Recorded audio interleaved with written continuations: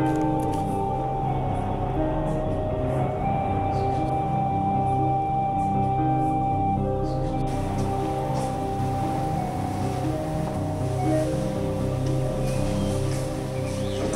ko, parating na ang Kapitan General.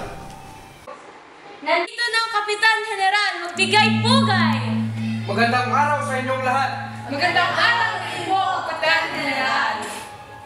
Naparito ako upang maging ninong ng inyong kasal. Sana'y pagpalain ang inyong kasal. Ito ang handog ko sa bagong kasal. Senyor Simon, akala ko hindi ka na makarating.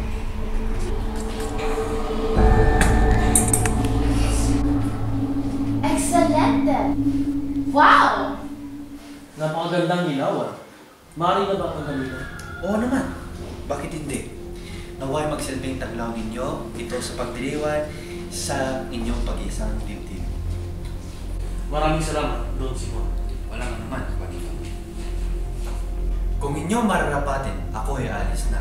Sapagkat may daduluhan pa aking pangalan ng aking kaibigan. Buenas noches a todos. Adios.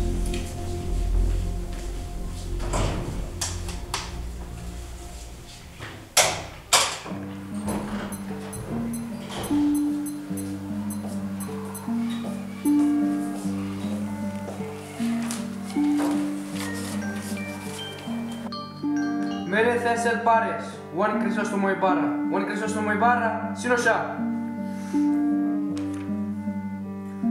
Lagda ng isang filibustero. 10 taon na ang nakaraan nang siya'y mamatay. Ipagtuloy natin ng masarap na pagkain at huwag intindihin ang biro. Tumimbang ngunit kulang. Hindi naman siguro ang ibig sabihin ng Mene Cesar Pares ay papatayin tayo ngayong gabi. Padre Salvi, pakitaas ang mitsa.